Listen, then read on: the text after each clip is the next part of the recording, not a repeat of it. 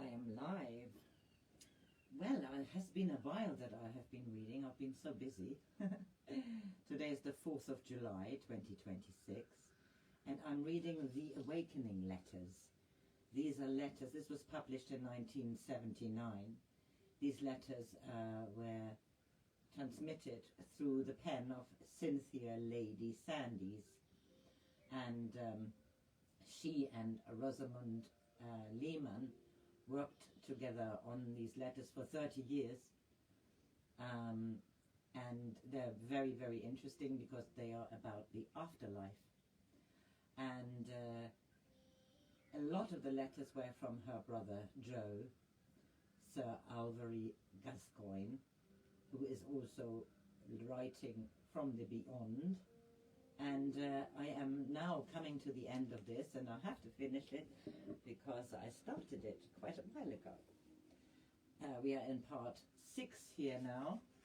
Yes, it's the last letter of part 6.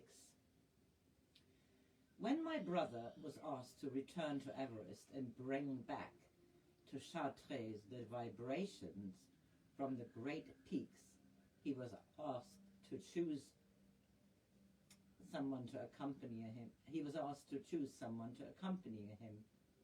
He chose Lord Dowding, and the following is the letter's reaction from the first experience.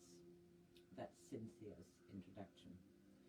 Cynthia, I should like to go on with my first letter and tell you how I experienced this extraordinary expedition to Everest with your brother. I have always had a great affinity for mountains, but like your Joe, I never had the time or opportunity to climb or to see any of the big mountains intimately. I had seen the Himalayas and flown among the lower slopes and looked upon them as almost unattainable as heaven upon earth. Now I possess the open sesame to do so much. Too much, far too much. So I take it in slowly, with enormous overpowering enjoyment, which in this case amounted to ecstasy. I suppose I was blundering about in the regions, half physical, half ether, when I met your brother, and he told me of his new assignment. He has fallen in love with Everest. The magnetic pull of this great mountain has entirely captured him for the time being, and he has been used to help others to see and enjoy and draw from this great power reservoir. Owing to his passionate love for these peaks, and with Gandhi's help, he is now persona grata in those highlands which encompass human thought. I was most excited by all he told me, and caught the fire of his enthusiasm, and asked him at once if I could join one of these parties. And so I found myself skimming up the valley and lower slopes until we reached the enormous obstacle at the foot of the great climb. I was used to etheric travel by this time, and ready for the easy lifting power of thought to carry me over these immensely testing ice falls. I became suddenly and completely at one with ice and snow, and able to meet and flow into it. A new sensation. I became a snowflake, an icicle, and all the carefree joy of living which these elements possess became mine. Each step was a progress in sensing now new ways of loving and entering into the outer skin of our great earth body. I became quite unconscious of Joe or anyone around me, expecting the varied layers of etheric beings and nature spirits. As we rose, I saw these spirits rising to great vibratory power, until I began to see and hear the great communions of the peaks, the harmony within the discord of this immense instrument for conducting, duplicating, preserving, storing, and eventually dispensing the God consciousness among men. It was so awesome in its grandeur, the communion between the great spirits and the Almighty, that I felt an unworthy eavesdropper suddenly thrown into the entire and into the center of this vast expanse of Godfulness. I felt ashamed of my ability to hear and my inability to grasp, and I longed with all my being for light to enter my mind. Sorry, it's dinner time, you see. For light to enter my mind.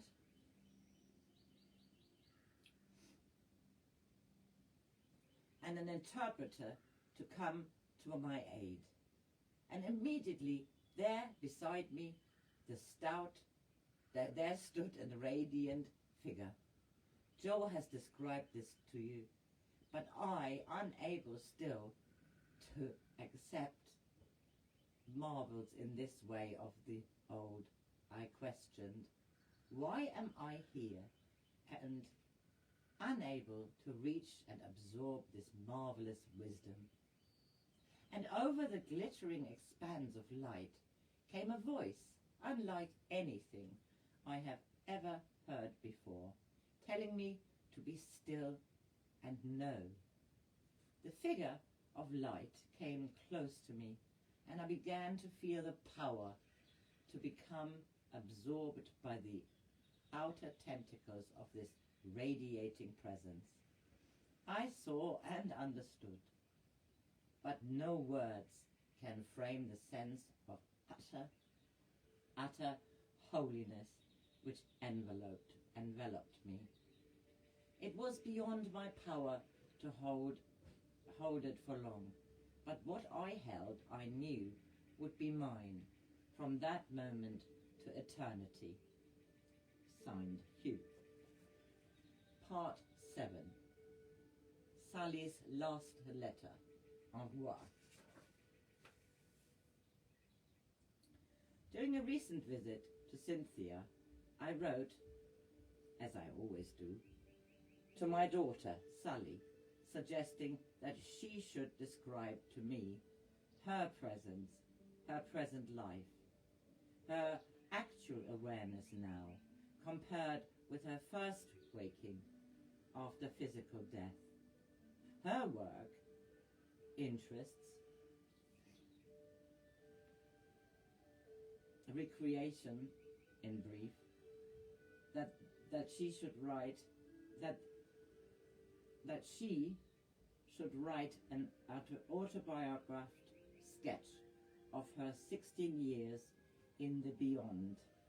What follows is her reply, written through Cynthia.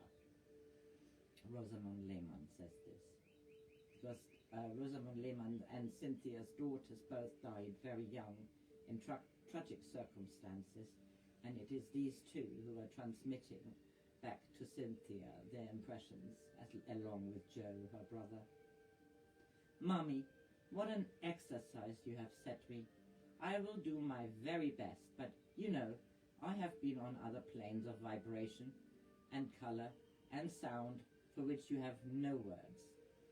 These experiences are outside time and space and individuality, where we love our personal consciousness altogether, where we lose our personal consciousness altogether, knowing that it is only a temporary exercise, that we have to return to our job in our own personality, but for a space of, shall I call it, time, for lack of another words, we are able to sink into the great consciousness. This is something so superb that it is beyond all explaining. You just have to experience it. And I will try to work up to this point so far as I can. On coming over with no knowledge or understanding, I had to begin at the beginning, all that you know. Then Pat came into my life, and I rose from the crowd of don't knows into the mass of lovely outflowing people who know. And I began to live again in a vital way. Now that sounds to as though the don't knows were left to themselves. They are, because they go on wishing it so deeply, hugging their old grievances, and going on being miserable and lonely to such an extent that no one can penetrate. And if they do, the don't knows brush them aside and go on grumbling. But the moment light begins to dawn, they are off like me into a world of light and color and music. I drifted about in this wonder world for a long time. No one urges you to move on until you have completely saturated yourself with the vibs you hunger for.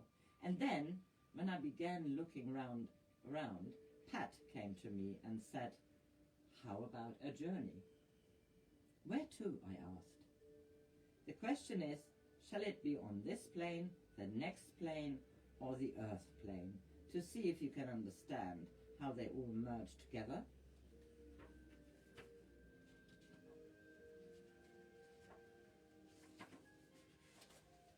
I said, "The earth plane. I want to know how I write through Cynthia and why she can hear me." So we came back to the coarse vibs of earth, but they had changed, and I began to see both planes. I could see the two bodies and everything and everybody, and I was so excited. I saw your etheric body, Mummy, and Cynthia's, and I understood how sound of a peculiar sort penetrates without any physical vibs. I watched and listened and thought, and Pat took me into churches and onto mountains and down to the bottom of the sea. And here I began to use another set of vibs altogether. They are a mixture of astral, etheric, and X-vibs. Now, it's the X-vibs that I found so enthralling, and I began to find them all over the place. At first I discovered them for myself on the ocean floor. They lay in a mass of scintillating color, and I asked Pat what they were. She took up a handful and threw them into her aura and urged me to do the same. At first I just felt rather giddy. Then I began to move unconsciously, and I asked Pat what was happening. "You are floating away into the next dimension or plane. Don't be frightened. I'm coming too." So we found ourselves in another land of exquisite beauty. The scents of this plane were like the most wonderful garden you have ever known, and I began to sense the color and scent all over me. My feet were sensing the same things independently. Now, this kind of 3D, 4D, 5D, 6D consciousness was very disturbing at first. It's so much easier to smell only with your nose and not with your ears and toes and everything else thrown in. I gasped at the enlarged awareness of my body and felt quite staggered by it. Pat stood by explaining and calming me, or I should have become absolutely bonkers. But I did not, and after a time I began to orientate myself and enjoyed this tremendous enlargement. I asked Pat if I could rest for a time before going further, and she agreed. I became so excited by this awareness that I couldn't think of anything else. Pat, seeing my obsession, reminded me that we can't go ahead without doing something to help those less fortunate. So before I knew what was happening, I was back in a hospital ward among the healers, trying to help the children who were leaving their bodies and beginning the very first stage of their etheric journey. I have so enjoyed writing that because it clears my head and puts the sequence of the growth of awareness in its right place. Oh, Mummy, here we are again. Now it becomes more difficult. I had gained the awareness of my whole body, and of course this took time and a lot of practice. But it was in this state that I was allowed to leave Earth and penetrate the stratosphere. I stayed there for a long time. When I say stratosphere, I mean the etheric and astral part as well as the material part. I became quite aligned with the Vibs in this strange country of the air. I began to live as though at sea, without grass or trees or flowers, and instead of the actual plant life, which I adore, I was among the Vibs which go towards the creation of this wonderful multiple vegetable kingdom. And in this forcing house there exists all the tiny entities which deal with earthly growth. They are of all shapes and sizes. They are like little drops of love, each one caring and giving the life essence of love to every embryo, seedling, before it becomes airborne towards Earth. On a further bout of this life and love-giving area, I came upon the embryo birds and animals and fishes, and last of all I came upon embryo man. The seeds of baby life were all packed away with the divine essence of this sphere.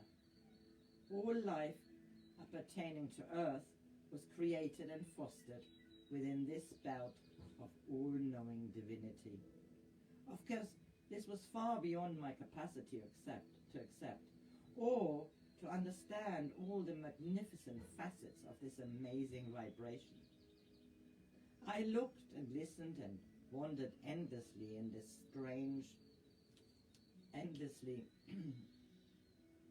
in these strange places where life begins, or seems to begin.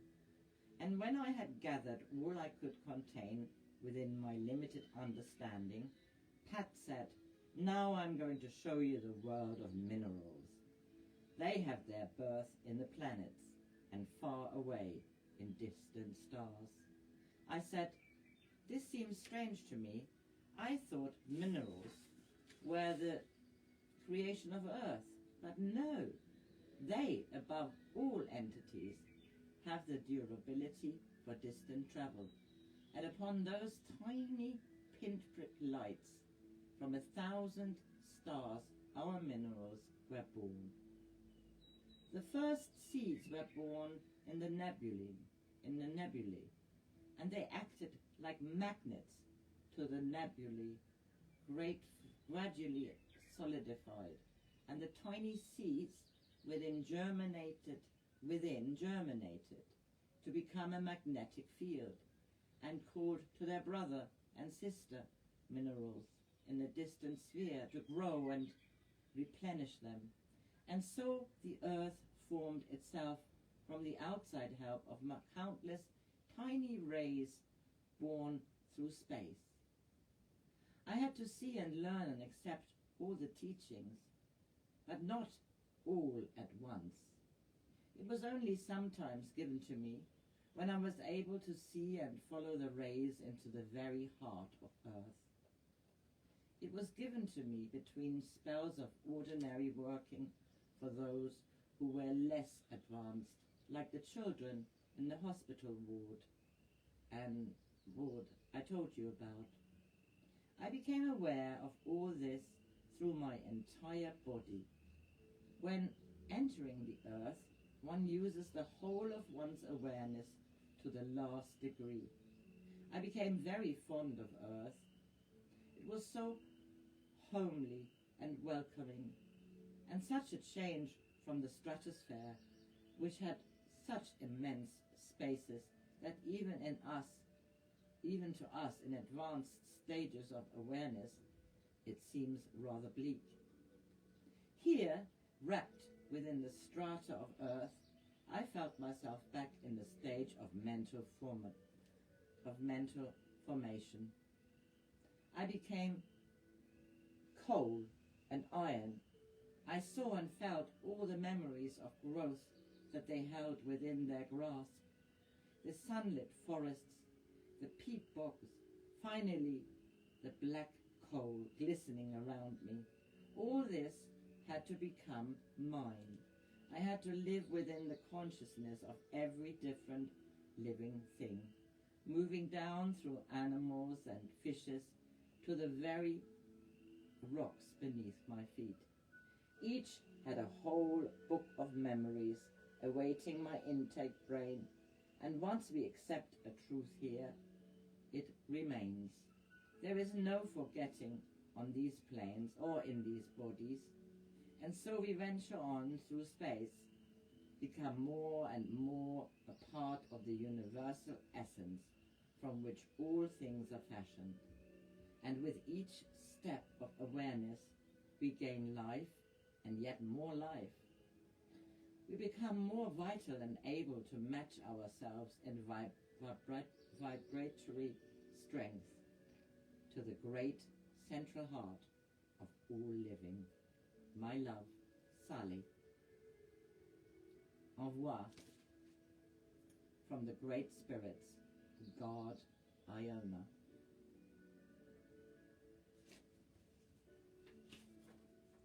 This is the last letter. We want to instill into you the power to move by your own volition. By that I mean over the surface of the earth, using the currents to empower your legs. You must conform to the rhythm of earth. Try feeling a force that impels you. Call upon it and do not hurry. Take the power as though it were speeding you downhill. This is easy on Iona. Try it. Ask the earth to help you. Ask the rocks to float you off the surface. Recognize levitation. You are at one with gravitation. You can use it in different ways. Where are your links with the birds? They defy gravitation as a pull downwards. Draw the forces of air into your being. You ask for the great source of power, but you do not specialize. You have here on Iona a unique chance to make links with the creatures of entities which move by their own volition. You can become allied to them. Ask and it will be granted unto you.